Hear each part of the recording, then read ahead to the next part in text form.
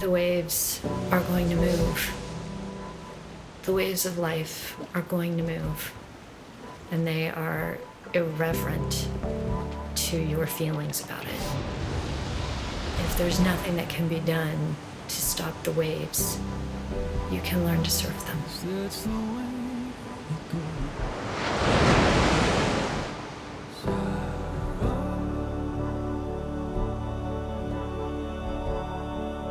I should have done something more.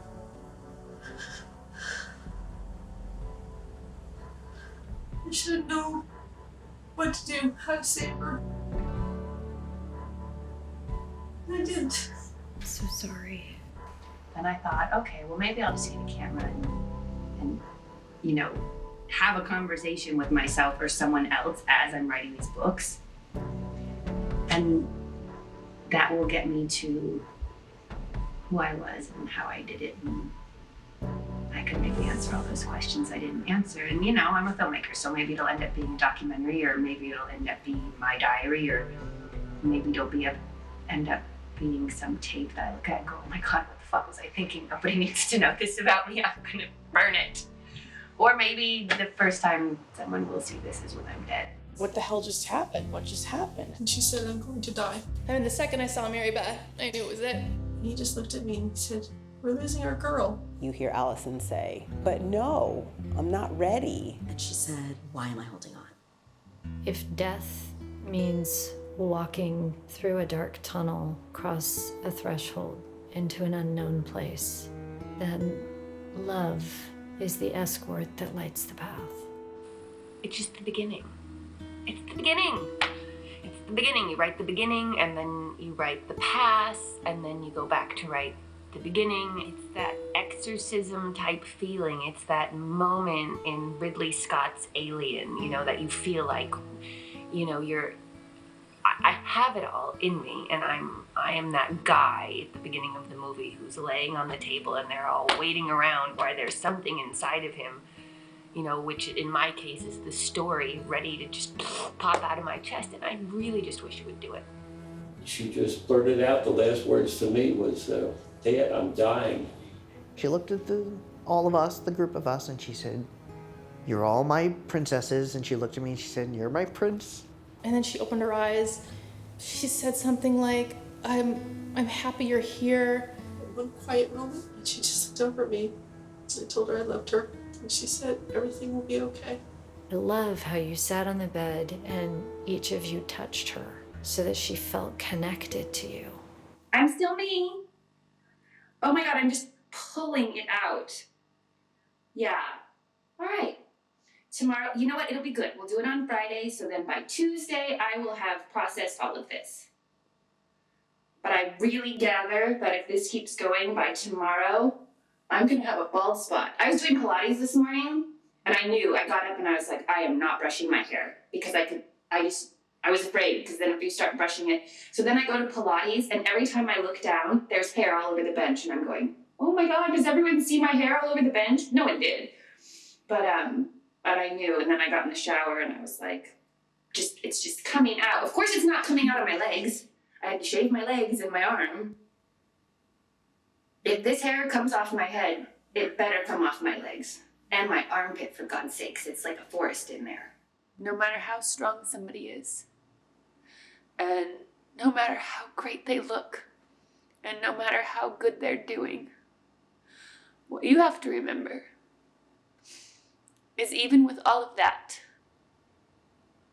at their very core, they're hanging on by a thread.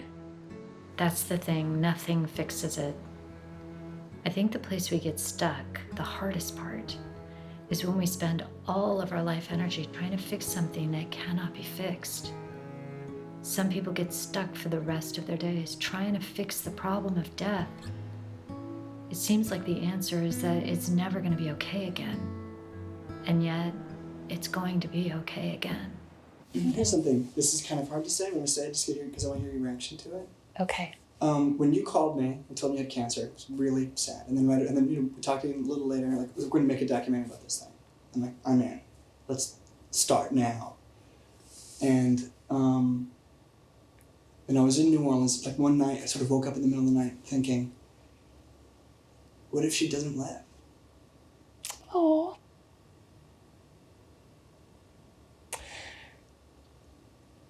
Yeah, well.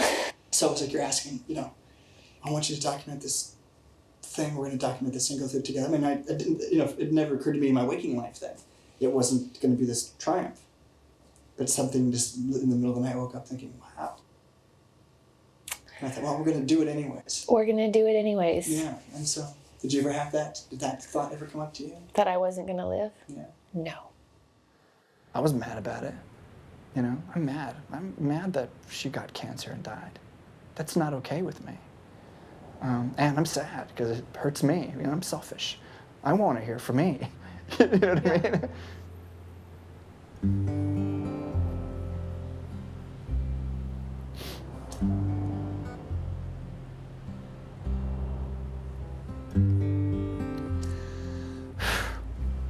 Just miss her. It's kind of funny, but when we were setting up, you know, there's other people in here, and I get kind of into my shooting mode. You know, I'm like, oh, we're lighting. Where are we gonna put it? Where's the best camera angle? So as we're setting up and doing everything, I'm like, okay, where's Allison? We need Allison. Yeah, right. I'm not kidding. So. And then it happens. It's in that quiet moment, which to me feels like the bottom of one's breath. You know, that pause when you're really relaxed before you inhale. That's where our loved one stays. That's where they live.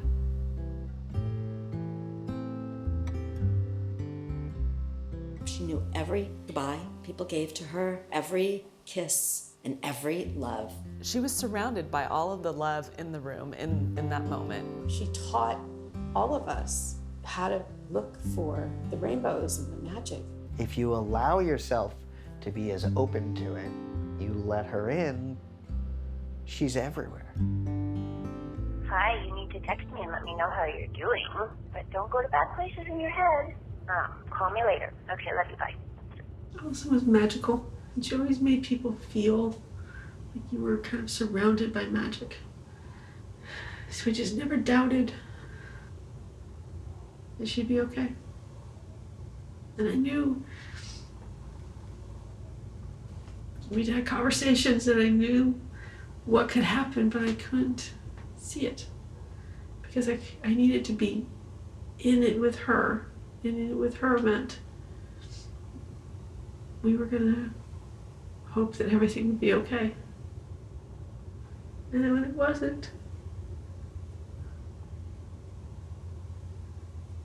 it's like my world got quiet.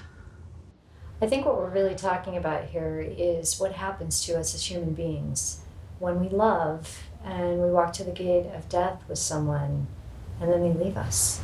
I think that what happens at the door of death is that love motivates us to take one step through the door with the person who's dying, and then we just stand there, kind of straddling the two worlds, and we can't get out.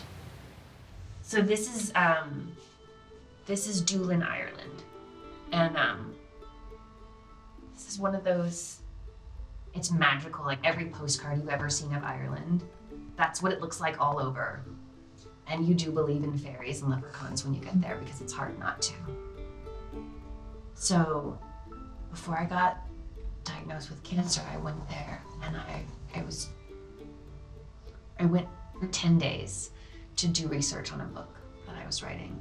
And I stayed for almost 7 weeks in this little town of Doolin that has one stop sign and 3 pubs where you eat breakfast, lunch, and dinner. It was a time when I was whole. It was the first time where I felt like, oh, you know, this is what life is all about. This is why I'm here. This is who I am.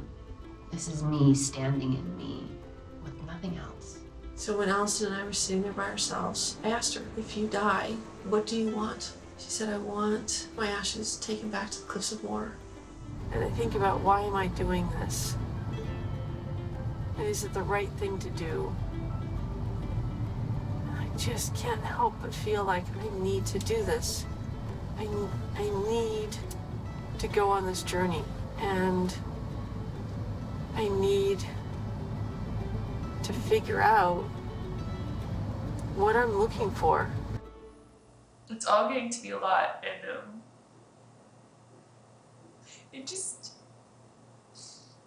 it seems like every time I turn around, something big is happening.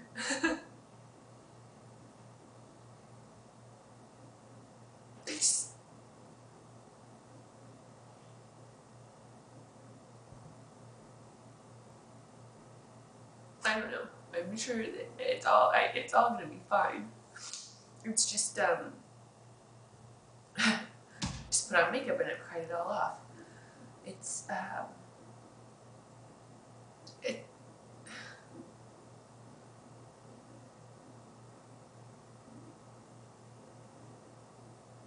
breast cancer, anything changes, not just who you are and how you look at the world, but it changes how the world looks at you.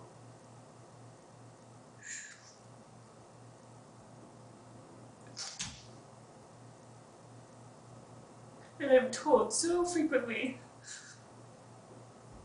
people admire you and your courage and you're brave. It's a very lonely thing to be.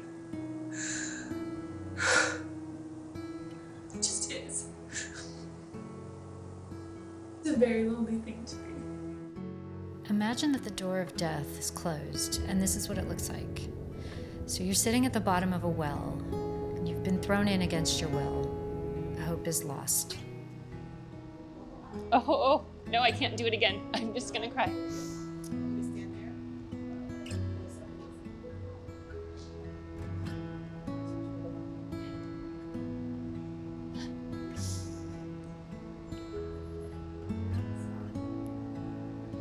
My name is Allison, and I'm here today supporting Check Your Boobies.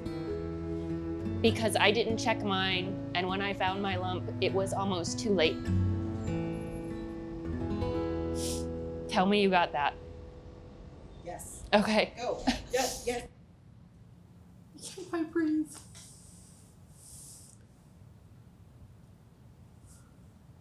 You talk to somebody every day for years and years and years. And then it just stops. You can't pick up that phone. And as you contemplate the hopelessness as you sit in the dark, suddenly there's a rope that's been dangled down. When we had our time apart, I thought, oh, I'm a peripheral friend. I'm not a real friend. When you called me that Sunday morning and you said, it's not, something happened and you need to come to the hospital. And you told me she asked for me. It was like her saying, it was real. It was always real. And I just felt so bad that I actually felt I felt really guilty. Like I felt, gosh, you know, was she that sick that she didn't tell me? You know what I mean? Like I felt bad, like, you know, I wasn't there for her. I should have, you know, maybe I should have heard it in her voice when we talked before we left, or, you know, did I, you know, like, and I know, you know, she's always looked out for everybody else, and so I thought, well, maybe she just thought I was too busy and just didn't want to, you know, she knew I was leaving and didn't want to bug me. You know, now having heard what happened in the stories, you know, I feel like, you know, I don't think she knew. And so, you know, but I did for a long time. I had a lot of guilt, like, I felt like I'd let her down. Resilient people aren't bulletproof. They're actually vulnerable. And that vulnerability helps us to take hold of that rope at the bottom of the well and allow ourselves to be pulled out. So it's November 7th, and it's my birthday.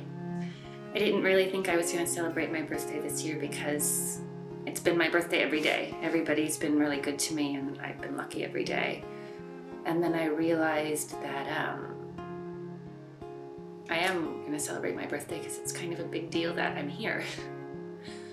Which seems like a lot to say, but if things hadn't unfolded the way that they did and I hadn't found that lump that morning, I don't really know where I would be or where I might not be. I guess the amazing thing this morning to me is that it took 39 years for me to figure out that the only wish I needed to make was to be healthy and happy and alive. spent 38 years wishing for other things, and I think that's my forever wish now. I know it is, and one I intend to make come true. So if we can find a way to speak truth to those places inside us, that unspoken place where the knots are still tied, I think we can move into that space and begin untying the knots for good. And that's kind of what makes grief complicated, because sometimes there's knots in places that we don't see or we don't really want to think about or go to. If there's a knot back behind you and you're not looking at it, then how can you untie it? In the back of my mind, I was thinking, yeah, this is going to be great. We're going to do this thing. We're going to watch this process. We're going to make a movie together, which is great. But I was thinking, but what if she doesn't make it? And that was kind of tough, But I remember that my first thought was, God, I don't know if I could finish it. To make a film. I didn't want to make a film about somebody dying, especially a friend. And I think you're the first person who said it out loud to me, but there's talk, I know that other people called each other and said, wow, am I gonna lose her? And when I hear it secondhand, it touches me, but this is the first time that anyone has said that to me. That's what I told you. And I hope everybody knows that I have no intention of dying anytime soon. But and if for some reason I did, you people better finish this. It's very important. And that would not be the end. She connected with you around your anxiety. And so when she said, it's gonna be okay, you could believe her because she knew. Yeah. Because you had shared yourself with her in such a vulnerable way that she knew the dark crevices inside you. And so to lose her felt like you were losing your line to life. It wasn't just Allison that died. It was your hope that you would be okay that died with her. Losing Allison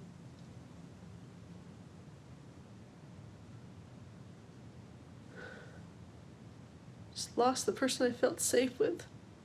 But grief, are there answers? Is there some way to solve the problem of death?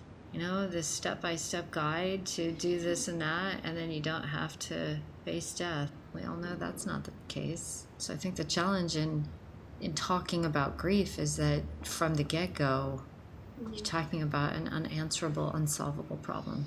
I think a part of why it was so lovely going through all this old footage, it was more time with her that I didn't have those months before she died, And so you're making a bargain for the sake of this documentary that you're going to stay in death longer than is good for a person. And your fear then is if you don't take the ticket out when life offers it, if you don't, allow the rope to pull you back into life, will you get stuck there for the rest of your life? And every time you don't take it and say, no, I'll stay here longer, there's a little part of you that dies, and a little bit of hope dies every day for the sake of this calling that you've answered to tell the truth about what happens at the edge between life and death. It's the final piece. Yeah. And then bam, we're going to Ireland and we're drinking whiskey and beer. That part of the doc too? Oh, yeah. Yeah, let's go. We have to bring Matt. We're going. That's what, that's the whole, do you know that? Do you know that the whole... I don't know about the island. The whole deal is at the end of this. Ireland is a very special place to me, and I love it, and I love the people there, and it's home. Thus the Sinead haircut. I'm preparing.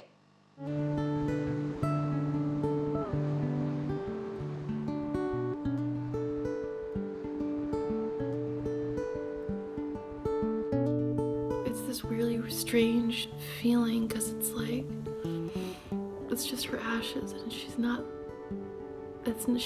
with us anymore, like in that physical sense, so it's like letting go of her ashes. It's like that's not her, I feel like she's all around us. But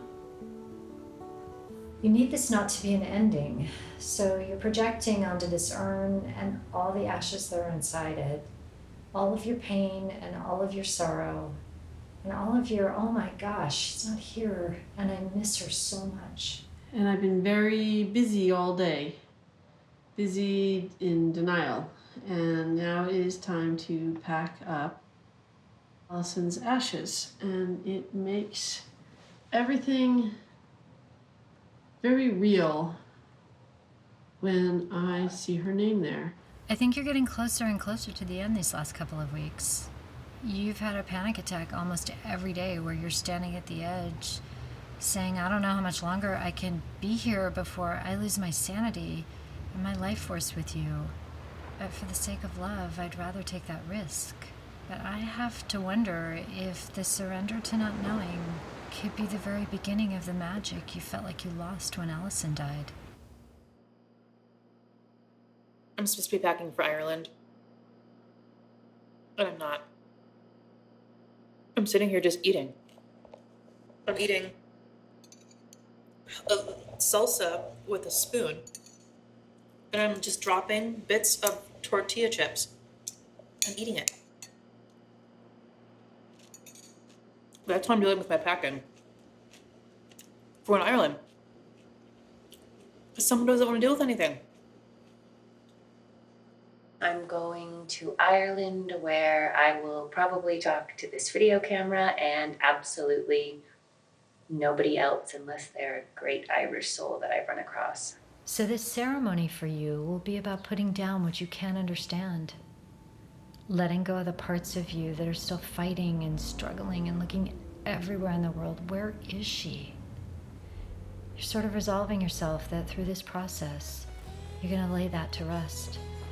So anyway, I'm here, I'm in the middle of nowhere. This lovely, lovely driver named William, whose name I know in Gaelic, but don't ask me, drove me. So it was also like having a tour, so I'm thrilled. Like I'm really, oh, then I arrived and I missed the bus.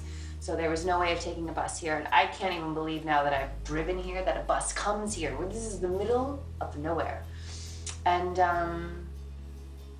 yeah, so William drove me here, and he told me I need to meet a Shanachie. And a Shanachie is like a historian of Gaelic and Irish history. And he also told me all other kinds of things. They stopped building a freeway because of a fairy tree. And then I went to Fitzpatrick's, which is the pub and restaurant in this hotel. It was quiet last night, but I met a lot of really great people and realized how small the town was. The beer was awesome. The food was great. Everyone was really nice. You decided that you would stay fully present and hold your friend's hand and walk to that last moment of her breath. And you've been carrying that with you for over 2 years now. I think you've gotten to the point where you don't know where else to go with it. So now what? What happens when you've done all that work? All the grief workshops and all the processing and therapy and crying and being up in the middle of the night in terror. You've done it all. You've put the work in. Look around this place. We should be here together, making a movie about the magic of this place. And instead we're making a movie about death, trying to understand it and trying to heal. And you don't want to be healing right now. I don't know how to. Have you ever been in the ocean playing in the waves and a wave hits you just right? It'll take your body like it's a piece of lint and send you to the floor of the ocean. And you find in that moment, if you struggle against it, it's just kind of like the wave is laughing at you. And the thing to do in that moment is to just stop fighting. Ireland is a very warm, soulful country, and it feels like home to me.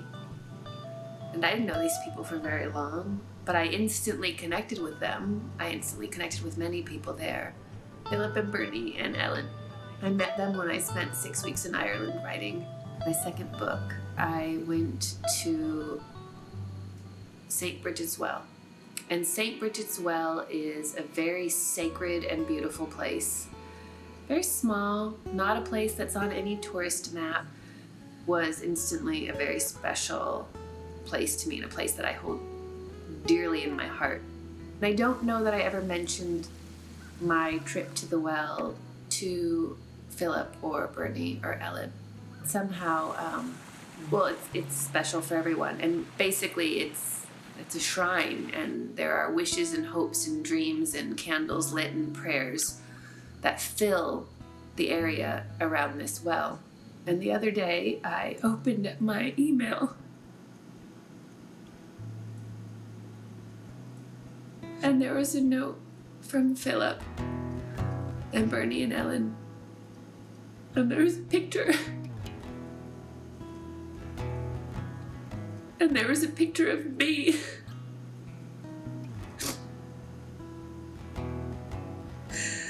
There was a picture of me next to a candle and a Madonna.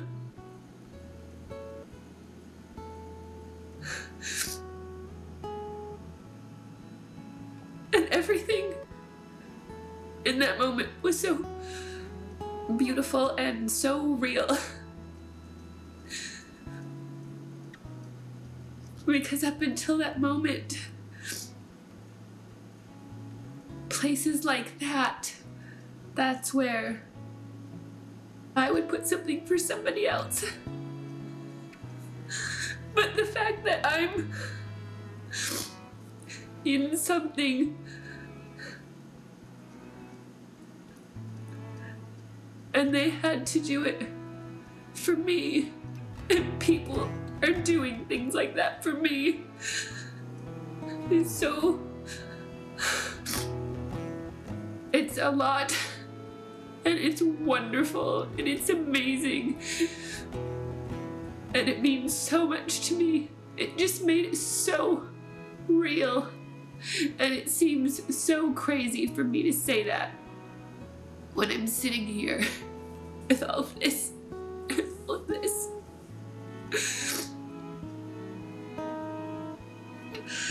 But to have a picture of who you were next to a candle because someone's hoping that you're gonna be okay. But that gave me a moment of looking from the other side. And it's so scary to me. And so beautiful to me, but so scary that every night Lisanne's mom and Mary Beth's mom do a rosary for me. And that Laura's mom lights a candle at her synagogue for me. And that these people who I knew for such a short time put my picture. We're not all here forever.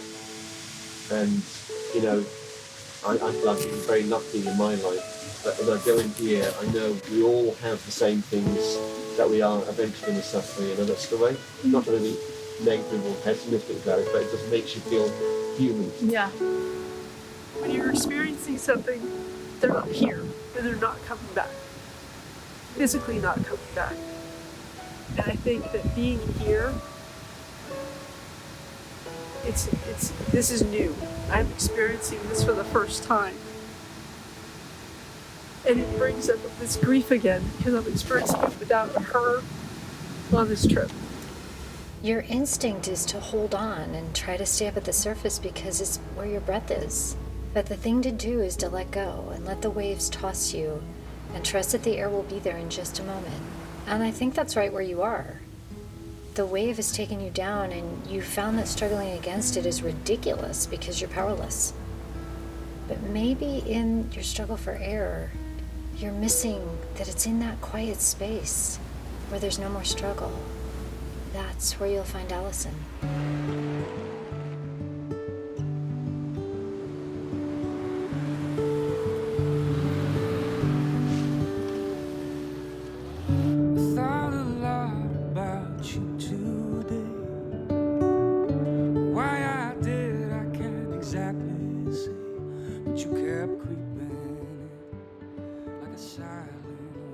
Like the panic. So when I stay in that, what I see is her in the hospital.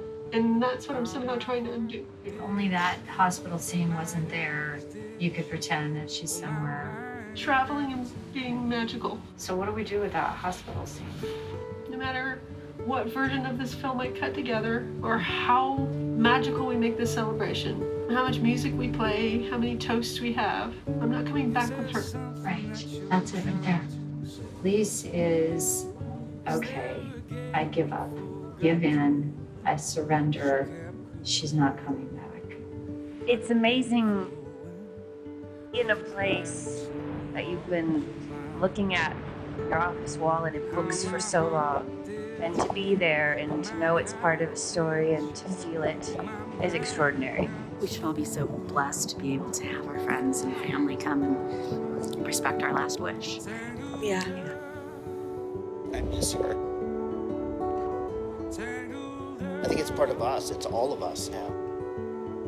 You know, when you see something like this, you know that we know her.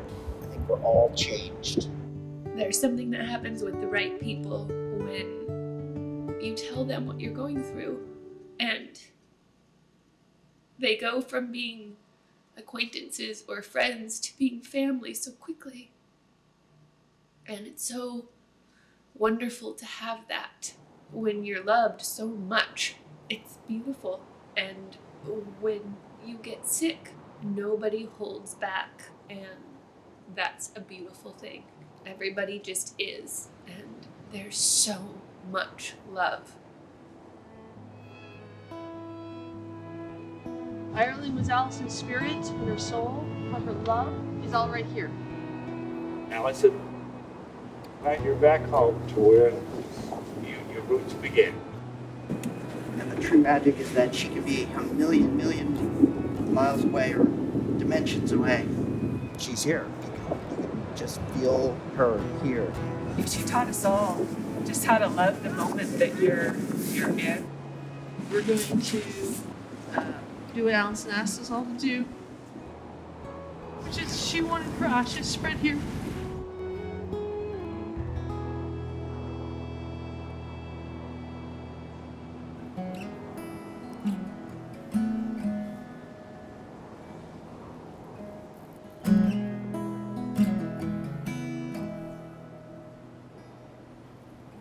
I send my kiss out to the wind. Brush your cheek like a long lost friend. Send you a sign of things to come. A simple vessel for my love. I send my kiss like a waking star. A little light that shines so far, stretching out infinite space, touching down upon your face. I send my kiss in all my love. I send a prayer when I'm alone. I send my kiss when the day goes down, and from my lips I send my heart. I send my heart.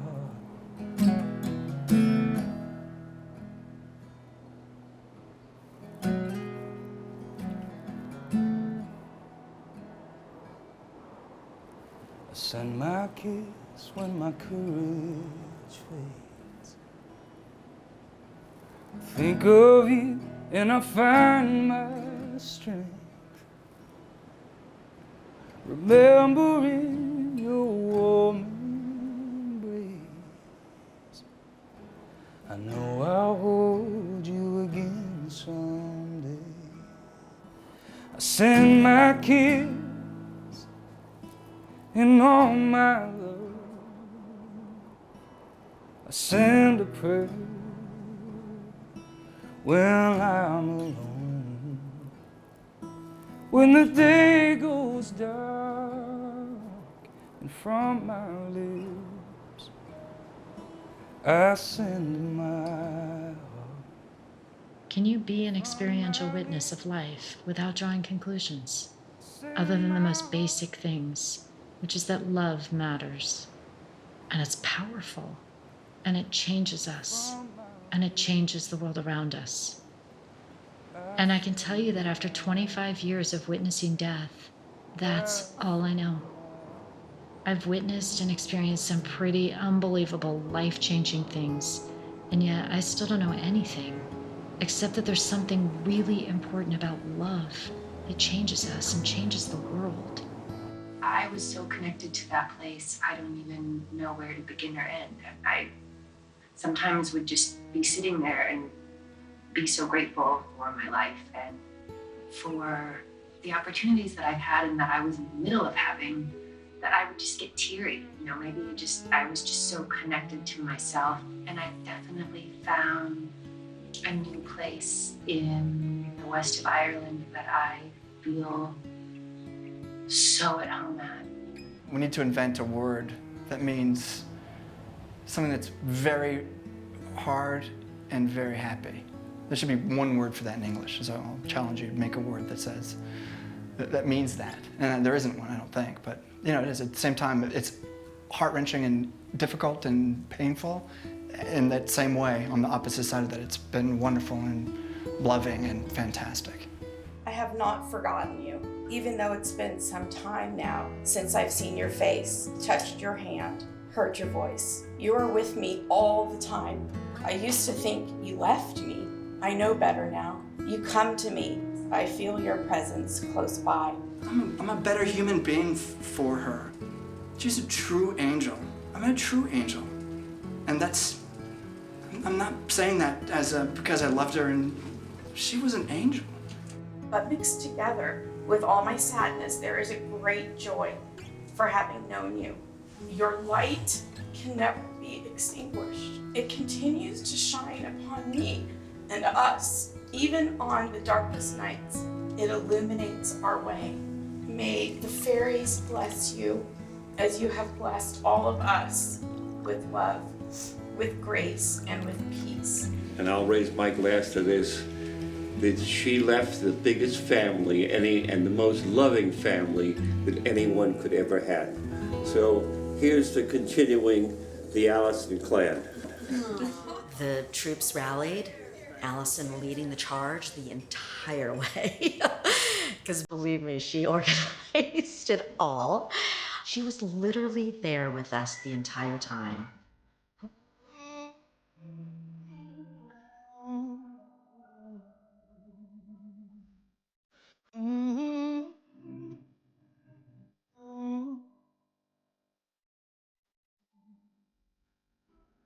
One door and one door. Not sure I know what it's all, but I'm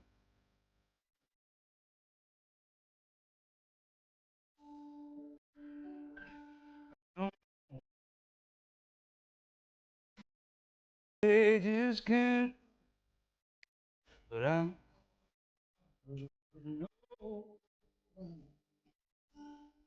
maybe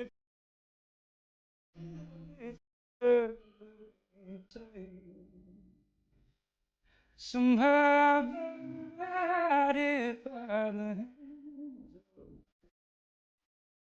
One thing I know, wherever I go, you'll dwell in my soul.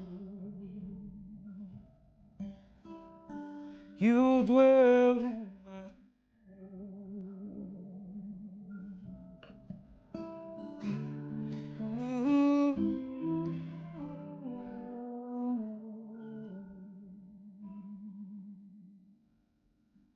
I don't know where we go, where we're going, but I know it's worth it. Whatever life throws my way, With every move I make, I know you love me. It's very much like a butterfly. I feel like a caterpillar who's just been transforming into the butterfly, and when I'm done with whatever crying or explaining or excited or whatever it is, whatever I'm talking to the camera about, when I'm done talking about it, I'm done with it also. And it helps me be done with it. You know, you just get it out and then you move forward. So it's all in the past. Am I making any sense? So in that way, I think I don't mind a camera being pointed at me as much as I used to, because it's all old me. I just keep moving forward with new me. So all the stuff that everyone is going to see here is something that is a part of who I used to be, not who I keep becoming every day, because I'm changing a lot, and it's good.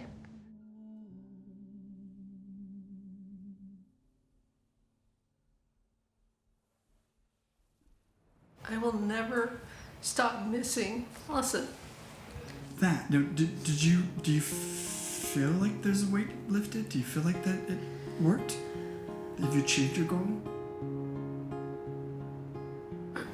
What did you hope to accomplish? Like, you know, what did you hope for you? What did you hope for all of us who came? What were you hoping would happen? What good did you hope would come from this trip? There's like a little bubble I wish I could stay in that's just here. I don't know how to say it. It's just a very bittersweet feeling. Because it's beautiful to be here. Like I was just sitting in this idea of, now what? Some awakenings are beautiful, and some are like waking into a cold, dark place. Both lead us to light, but some we have to crawl on our bellies to get there.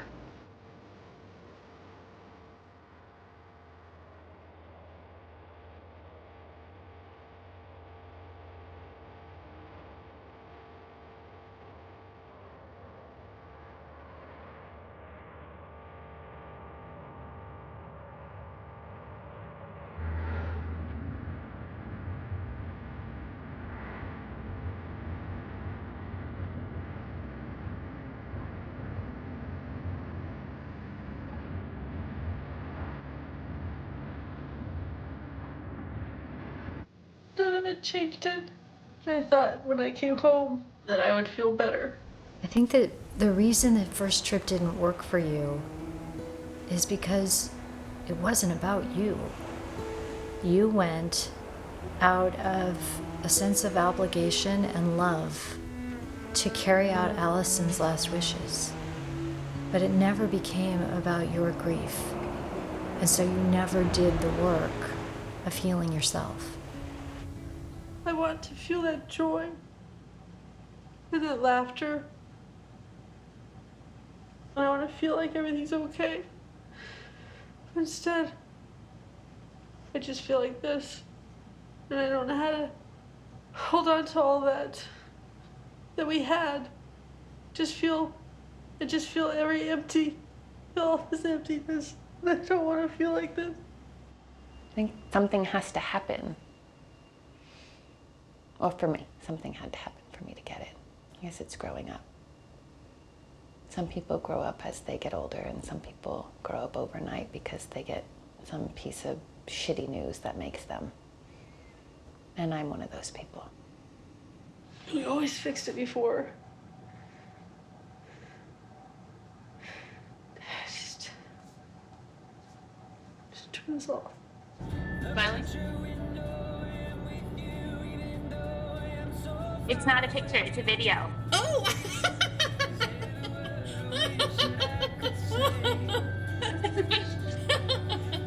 I had just gone through the worst thing in my life, which was like debilitating postpartum depression. And I told her what had happened to me, and I could see her shutting down.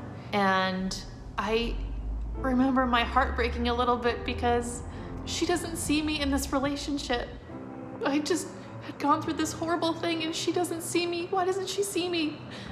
And I decided to take a step back, and I should have pushed back on her and said, I need you to hear me.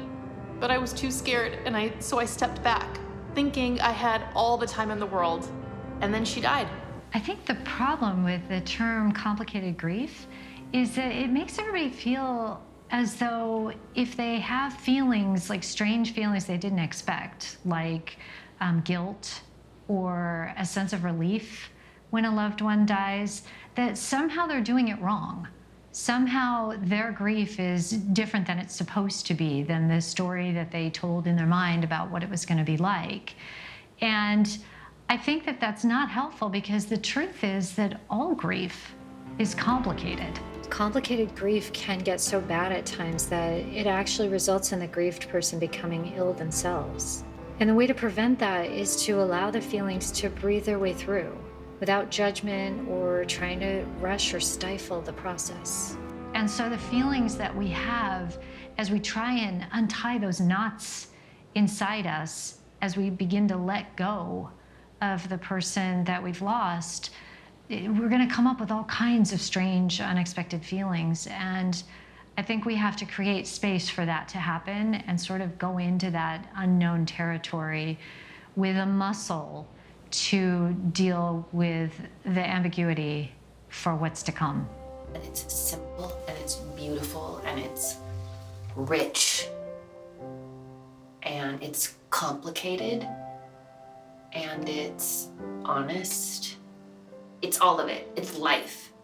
It's life, and it's not life dipped in chocolate. It is life. The good, the bad, the ugly. And because of all of that, it's just beautiful. One of the things that's different about me, from other doctors, is that I have to say goodbye to people, and then I can't tell anyone about it. When the time comes for someone to walk through the process of death, I help them with that.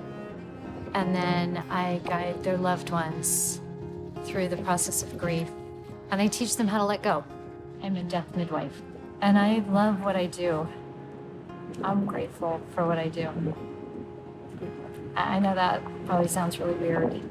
Why would anybody want to be around death and grief and sorrow? Most days it's rewarding, but there are some days that walking through that process of death stops me in my tracks. And that's why I run, to ground it, get it out. Because there's just no way to walk through someone's experience with them, to do it authentically without really being in it. What does it feel like for people after? What is it, you go through this whole process of, for me, it was cancer treatment. Whatever the traumatic experience is, you go through this process and then you're done. And I think that we say we're done so we don't have to be the weird girl in the corner anymore and that wallflower. But when you've been through a traumatic experience, you're not done. There's no done. So we do that. We go to that place. We go to that place to make it okay for everybody else. There's this thing called vicarious trauma psychologists talk about. And it's this idea that when we really are practicing empathy, the experience of watching another human being suffer and you're helpless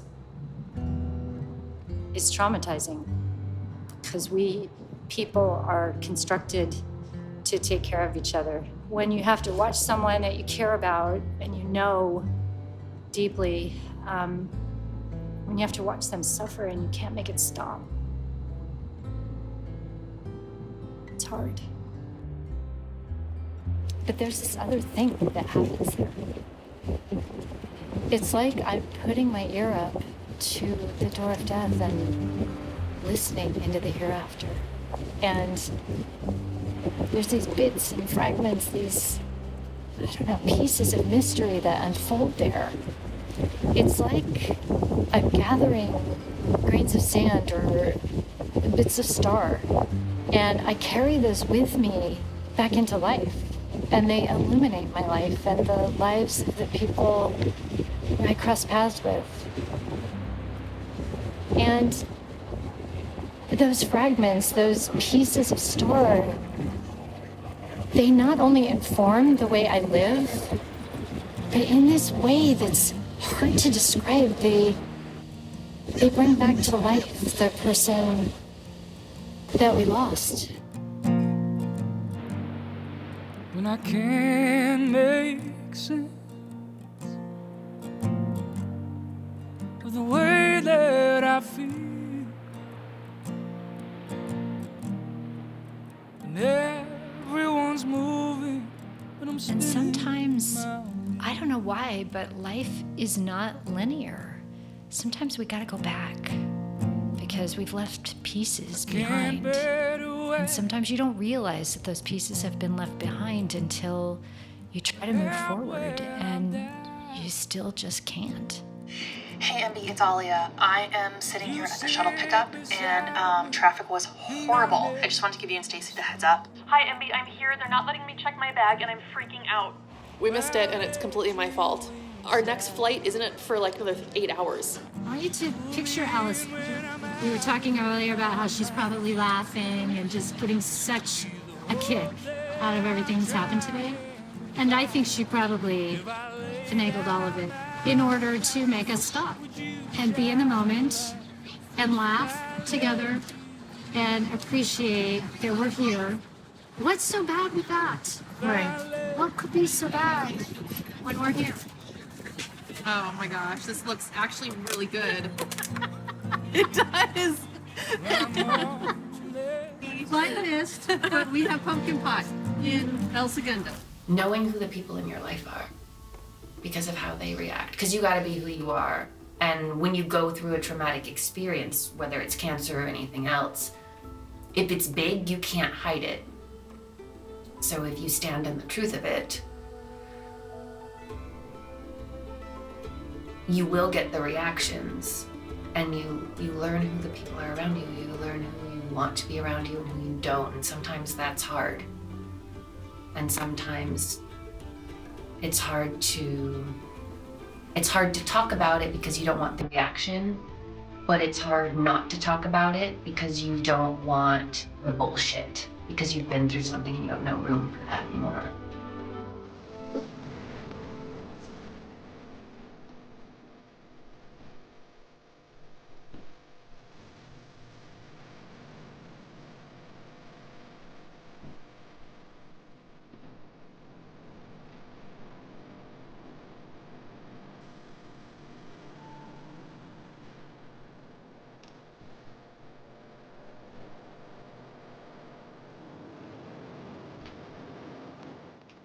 What if we agreed that there's no solution and that grief goes on for the rest of our days because we will always remember and we will always need and we will always miss?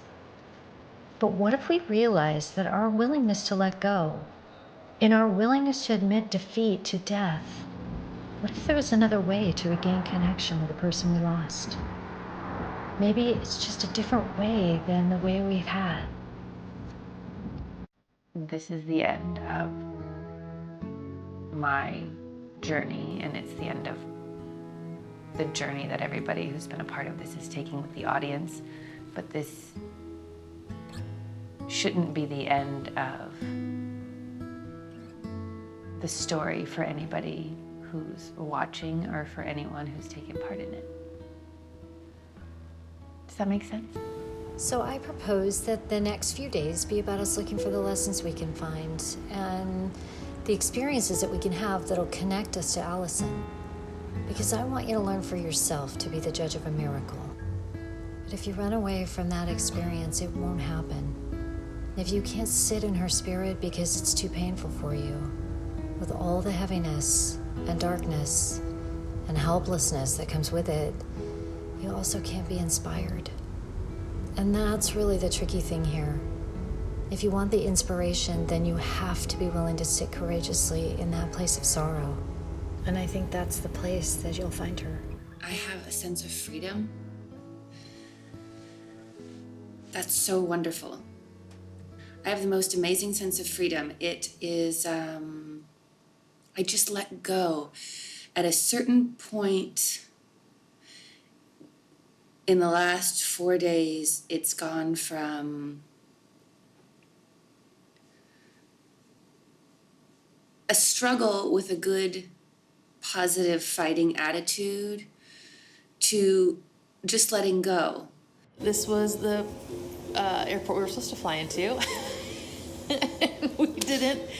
Flew into Dublin because I was late. We missed half a day, and now we're in an empty Shannon airport looking for Mary Beth's bag. We hadn't slept in about 36 hours. We'd been talking about death all day and driving in the rain on the left-hand side of the road, and you had no bag, and out of nowhere a text came. You would have been happy just to have a toothbrush, and yet we were invited with no hesitation, open-armed. We were invited into the home of people who hardly knew us, but they loved Allison, and in the middle of the night came out to get us, and home was waiting warm and comfortable with food and drink and a Guinness beer and merriment and laughter and love. That's my touchstone. Yeah, I mean, Ireland got me through it. And what's interesting is in that one trip, I met a lot of people. And I made a lot of friends. I was only there one time. And I had a need to let them know what I was going through. And that little town where I stayed all really showed up. And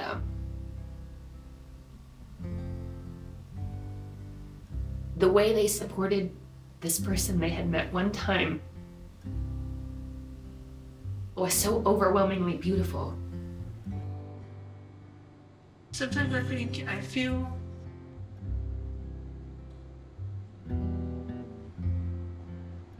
like I'm pulling myself back.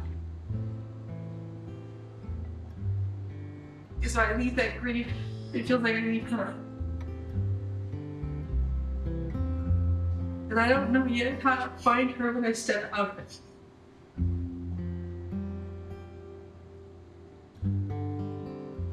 I don't know what that looks like.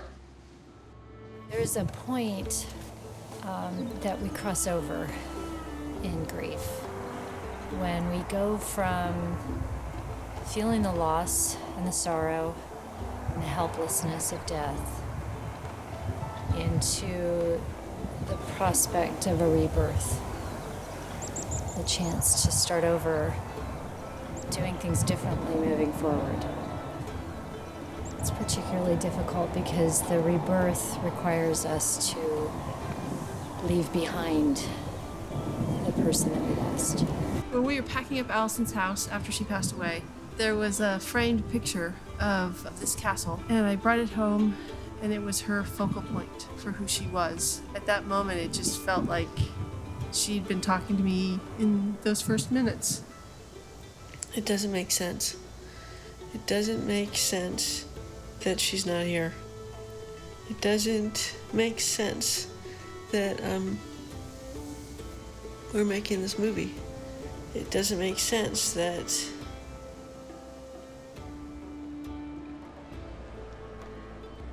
I don't know yet. The more Allison has spun the magic of every step, I mean, it's really undeniable. The more gifts of love, the more warmth, the more safety that is offered to you. It's not getting in yet. You're appreciative, but it's not healing you. And I think that the reason why is because you feel as though if you were to let the love from all these other sources come in and heal you, somehow you're not allowed to be loved. And I think that's the final frontier. Alan Caldillo said to me the other day, you have to figure out how to tell people how to get cancer without getting cancer. And I don't know if you can do that. And what he was talking about, what we were talking about, is clearing all the stuff out of your life you don't want, and all the people out of your life that maybe shouldn't be there, and bringing all of the love into your life that is around you and maybe you wouldn't have otherwise. People at the grocery store that maybe I wouldn't know. The people in my work life came forward. There is so much more love in my life than there was before I was diagnosed. And it's real and it's powerful. And I wouldn't trade it for anything in the world. And I never would have got it if I hadn't been diagnosed with breast cancer. There is no solution for loss. Making peace with loss means surrendering to what is. But it doesn't mean we have to agree to live at the bottom of the well. Grief has a course and a pattern. And in my experience, grief has a solution and an ending. The solution is love and inspiration and faith in life. And the ending is a mysterious miracle that creeps in like a subtle rainbow that we only notice if we look up. The thing about the ending of grief is that we have to accept loss in order to rebirth hope. And that process to me seems like less of a straight line and more like a meandering walk, searching for breadcrumbs that are often camouflaged in our tears. Chain yourself to time and place, the closest you can get to one more embrace, frozen, holding on to the breath you took when they're gone. Night into night, no dawn. The postpartum depression took over my life. Trying to figure out, it was like I was underwater, place so dark. I stopped functioning. Feeling of being helpless. Comes back again, day by day. You may. I still go under from time to time when the waves get rough in this heart of mine. She helped me manage anxiety. I just read the research better. That I couldn't fix it, getting up every day. And did you get your blood work done? If I'd taken the time to say, just done those things, it'd be different. Sorrow.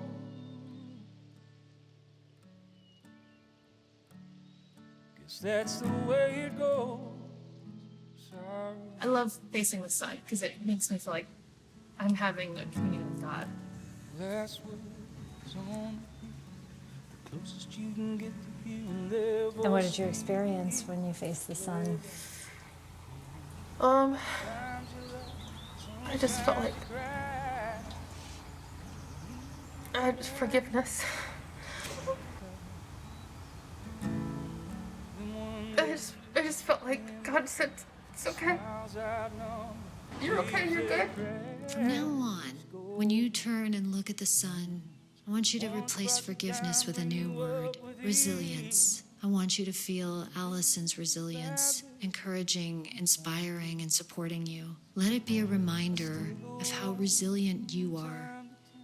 When the waves get rough in this heart of mine, guess that's the way it goes.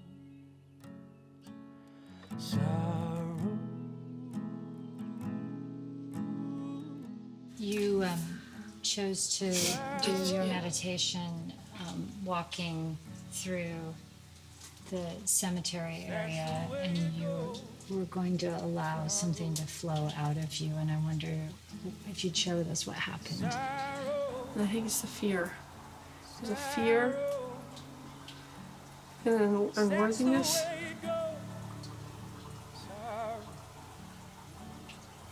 They kind of came up, and I feel like that's what I need to leave behind. Tell me what you're afraid of.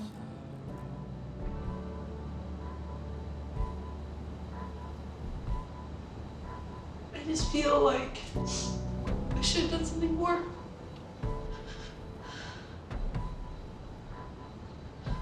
I should have known what to do, how to save her. I didn't.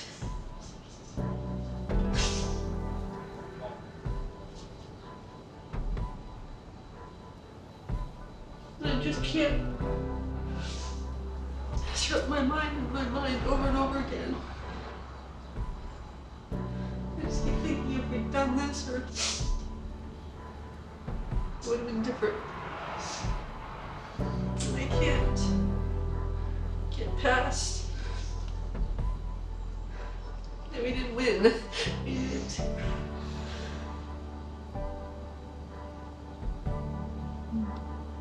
We didn't get to pack up her bag in the hospital and come home and say we beat it.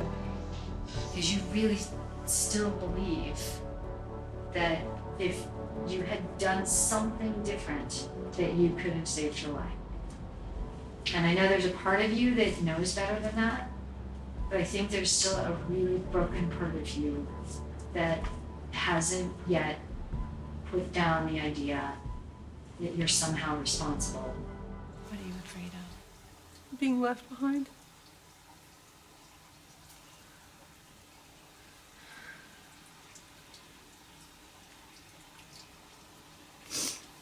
Of losing that love. So I don't share it. I won't be hurt by it. There's always this risk that we take when we decide to love and to be loved, that love will go away, that it'll leave us again. Love is everywhere. And that it comes and it goes, but it's always here for us. Yeah, why do we hide our tears from each other? You don't want to acknowledge it's real, do you? You hope it's not real, that's the way, you know? Yeah. So in the time that's most difficult for us and most bizarre, we go away from each other rather than coming together. Yeah. It's very true. Shouldn't it be that we come together and hold on to each other? I was trying to articulate and explain to her one day that I hadn't freaked out about the cancer, but that I cried a lot. And she looked at me and she said, "You cry because everybody loves you, right? You're crying for the love." And I said, "Yes, that's it." She hit the nail on the head, and I had trouble trying to find those words, and that's what it is. That's pretty smooth. That is the best whiskey ever. Also drink. Let's good. drink to Allison for bringing us all here. Yes, very much so, yeah.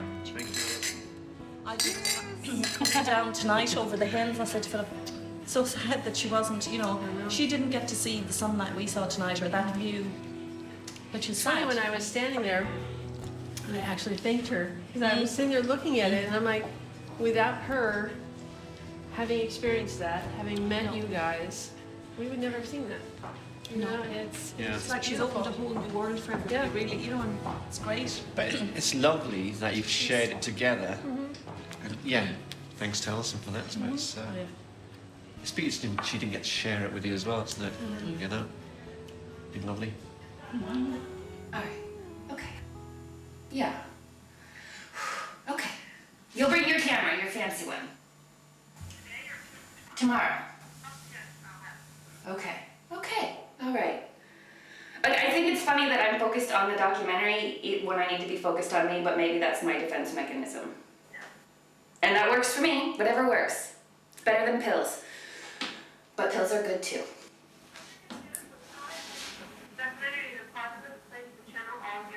It is. It's really good. The documentary is making me very happy. Okay. Okay. All right. I'm gonna go. You're gonna go because we have to go. Ooh, you're later than me. Okay. I will see you soon.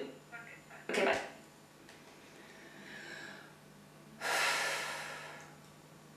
Okay.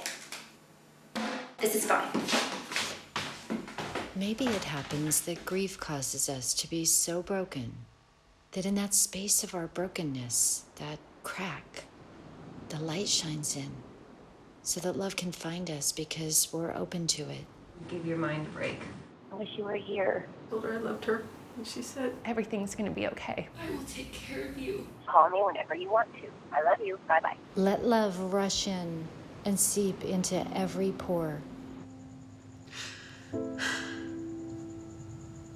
I just feel her.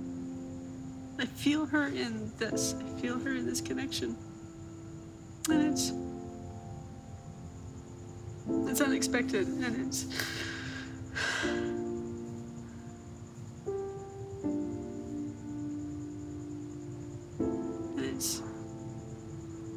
it's like, it's love. You know, it's not missing her anymore in that way. It's just knowing that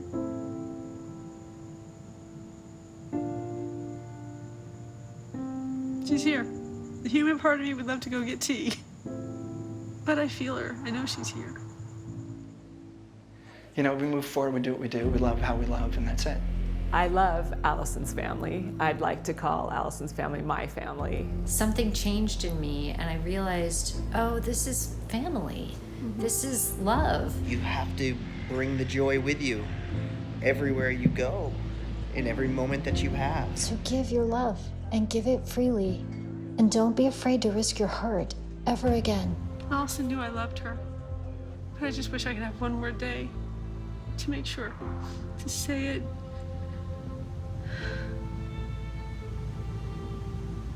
But we're here now. I love you. I love you. And I love you, Alia. And I will be on the other side of that rope. And I won't let go. Won't let go either. Me neither. This whole thing has completely changed my life. Like, it's completely changed my life in a way it was like a freight train. I didn't see it coming. It completely changed my life. It's a depth I've never felt before. I think I kind of want to stay here forever. I think that's the thing. In this weird sort of way, we can stay here forever. Maybe that's what magic is. To learn to stay in this moment forever when you know that you love and you feel whole. And then you take that forever and you move it into the world. Maybe forever is this. The hardest part is over, and that's so exciting because I just want to get on with my life and go. There's so much I want to do. Everything is so different now. I'm so happy. I'm really in a happy, good, positive place inside my head. I now just need the freedom, the money, the release from these doctor's appointments to go doing all of the things that I don't want to wait to do anymore. I always had all these ideas of all the things I wanted to do, and I always knew I would do them, but it's somehow easier now to just move forward and not think twice about what's important or what I can afford or what I can't afford. Or the bottom line is we can't afford not to do everything we want, and so we should. And that's exciting. My path isn't always straight, full of twists and turns I wish I didn't have to make. The good and bad feel like one and the same when the sun shines. Grief is not the enemy. It's not the thing we should be trying to heal. After death, grief comes to help us understand the meaning of life. It's the belief that death has to be the end that keeps people stuck. From the surface, the ocean seems ominous and scary. But it's actually full of life, and the waves are just the current through which life travels. It's not that grief drags us under the waves. It's that it transports us to a place where life can be found again. And the rules might be different now, but if we're willing to trust just enough to surrender to life on its terms, then grief can transform us into new people who can still connect with our loved ones and walk forward with them into more and more life. Really an exquisite, beautiful place. But there are beautiful places all over the planet. It's more than that. The magic is in what's happened. These cliffs called us here in search of Allison. And I think what has been found is love and friendship and a depth that you thought was lost.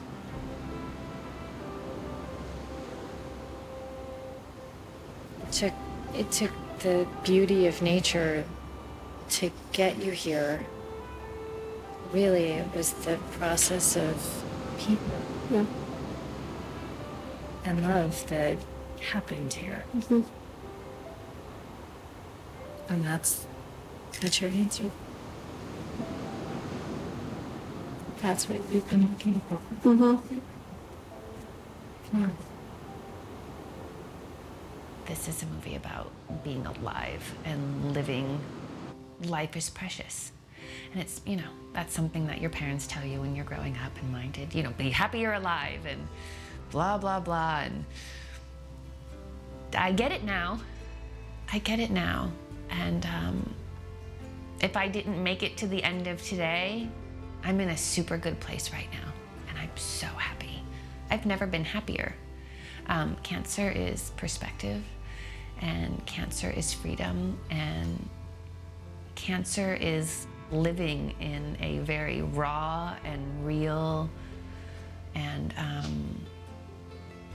awful and fabulous way. It's the balance of good and evil, like right in your face. Because when you walk out into that world saying yes, everybody else is there saying yes too. People show up when you say yes. And it's that brotherhood, that sisterhood, that human camaraderie that is what your healing is.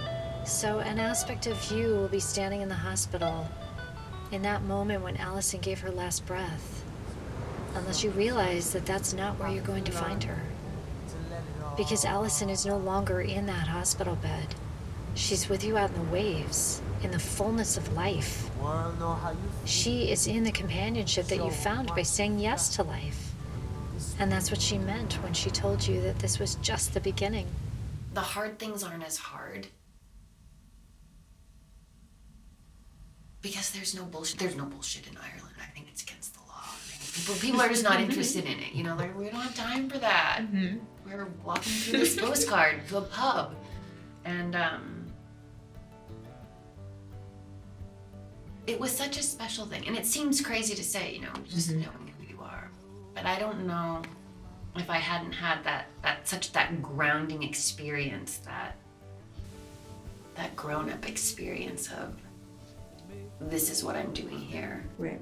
I don't know where I would have been when I found that tumor, but this place got me through it. And knowing that I would go back, and knowing that's where I'm really from, that was everything. And Alia and Mary Beth and I were like braided together through this trip. And so, my rope continued to do my job, and so did theirs. And in the process, Allison braided us together. I don't know how else to put it. It just, love happened. So we've missed our flight from Dublin to LA. And we can't check a bag because if we do, we're gonna miss our flight. So we are ditching MB's bag and we're repacking our other bags. Okay, we're gonna make it. We're gonna make it. Okay, we have just made it to Seattle.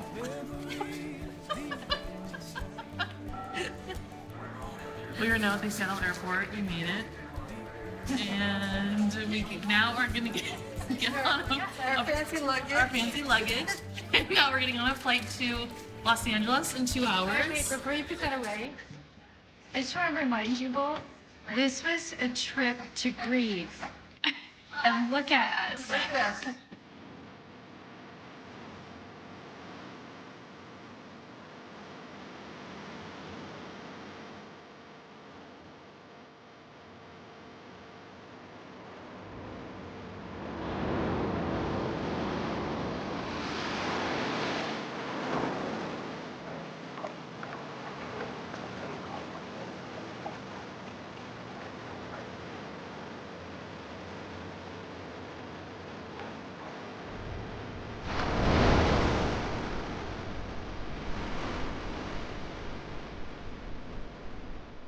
surfing seems to be that magic for you. Yeah. And it seems like that was like how to define that it was surfing. And I think for you it's surfing, but it's not really that it's surfing, it's that you've got to find something. Yeah. And it's finding something that gives you a reason to live, that inspires you to connect with life again, to come back to life when you've given up. And I think the thing is that all of us are searching for that thing, like our whole lives. That's what we do, is we search for the things that inspire us and make life have meaning.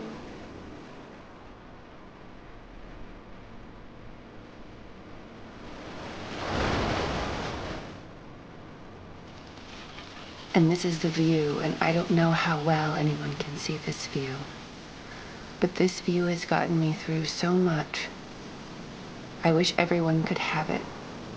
It was by fate that I got it. And look at this view when I was going through so much. Everybody should get to have that moment. And everyone should remind themselves or remind someone they love to take it. And just go look at how peaceful everything can be from a place, and enjoy just being. I guess. Everyone.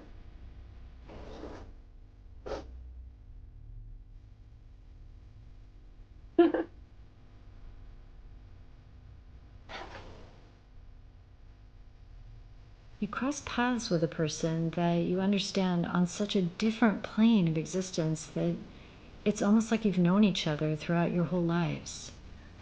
You finish each other's sentences and your sensibilities are the same, and the places that you hurt, you almost don't even need to explain.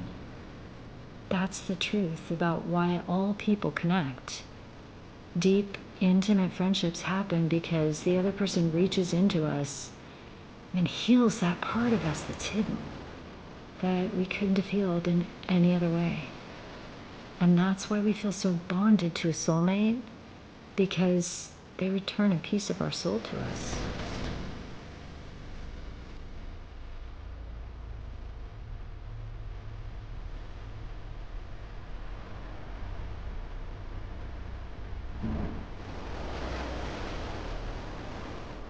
Did you believe that you could ever get to a place again where you felt that kind of love, you felt that kind of safety and warmth?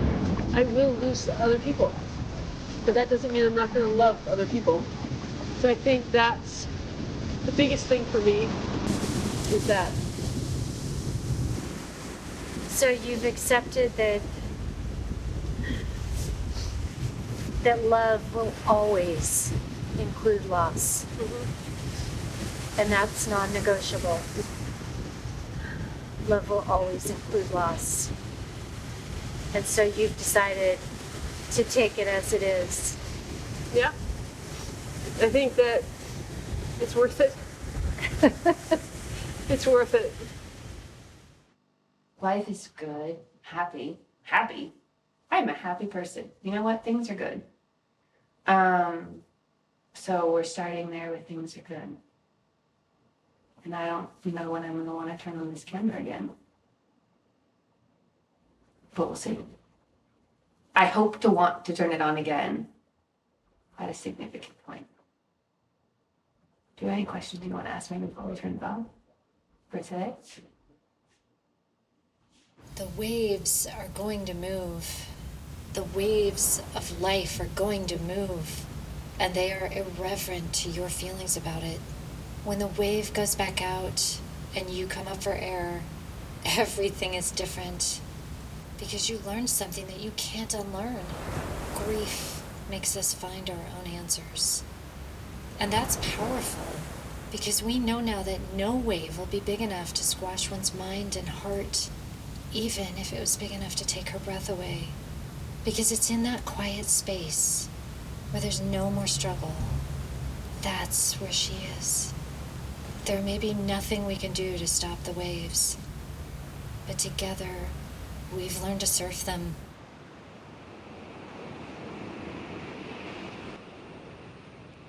Allison, if I was looking at you through the ferry portal hole, I'd say I love you, I miss you, and look what wonderful thing you've done.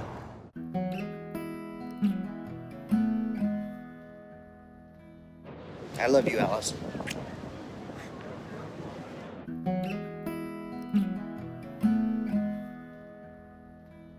Allison, if you're looking from up there, I want to say thank you for the magic you've spread.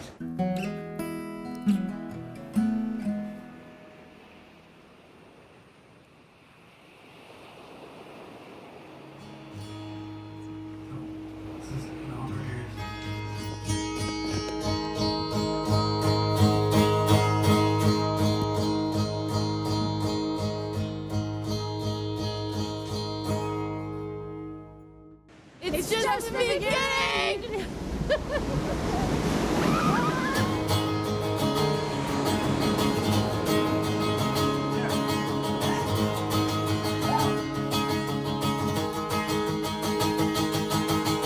In 100 years I won't care about my words. Those long nights awake tossing and turning. In 100 years my words will be a thing. I'll come and let them hold me down when I'm leaving.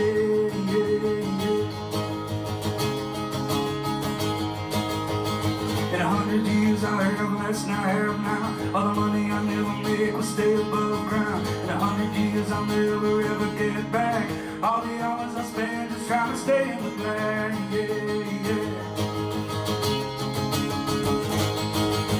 These are the days, these are the days, these are the days.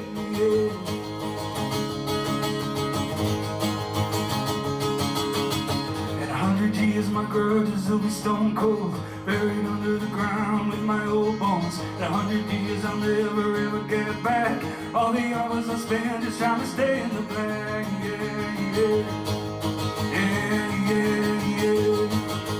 These are the days, these are the days, these are the days.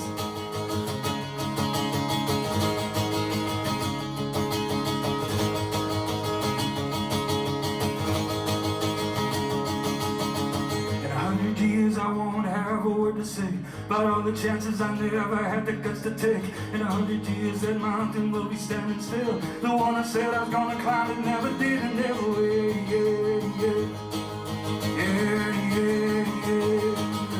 These are the days, these are the days, these are the days. These are the days, these are the days, these are the days.